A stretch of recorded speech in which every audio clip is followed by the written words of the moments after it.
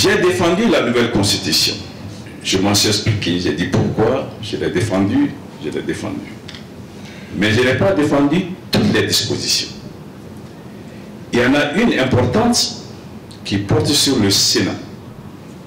Sur le principe même du Sénat au Mali, je ne suis pas d'accord. Je pense que ce n'est pas une bonne chose. Mais sur sa composition, j'ai mis les plus fortes réserves, notamment la présence des législatives traditionnelles au Sénat. Parce que quand on va au Sénat, on vote. On vote pour quelque chose et contre quelque chose.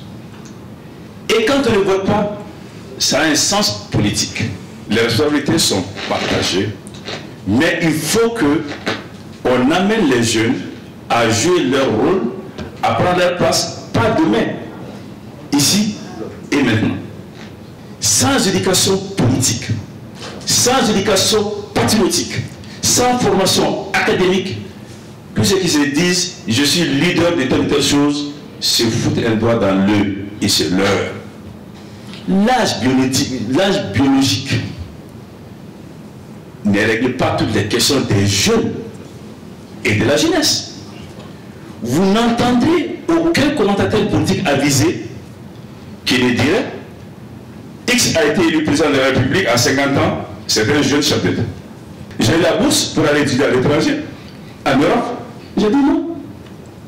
Moi, je ne vais pas étudier dans un pays néocolonial.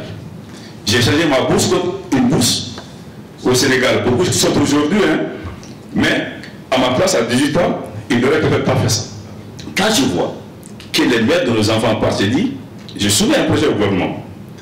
Pourquoi ne pas construire une université d'excellence au Mali? Des locaux excellents, des programmes excellents, des enseignants excellents, et c'est là-bas qu'iront les meilleurs de nos enfants. Ils n'iront ni à Moscou, ni à Paris, ni à Dakar, ni à Abidjan. Ils resteront ici au Mali et on fera venir les meilleurs professeurs du monde chaque année en vacataire pour venir leur donner des cours. Les jeunes après un certain âge, ils doivent être associés à l'exercice du pouvoir. Forcément. Personne ne vous appellera. Venez. Personne ne vous appellera. Venez. Venez, imposez-vous. Prenez votre place. Mais ne soyez pas appelés. Pourquoi je vais t'appeler? Tu viens. Tu viens. Le processus démocratique n'est pas condamnable. Ce sont les régimes démocratiques qui sont condamnables. La démocratie est au-dessus de tout. Il n'y a rien de meilleur pour la gestion d'un pays que la démocratie. Mais le régime démocratique est tout à fait différent. Quand on parle de mouvement démocratique, il s'était assigné 3 missions. Il les a accomplies dans les délais accordés. Mais le 8 juin 1992, ce n'était plus le mouvement démocratique qui était au pouvoir.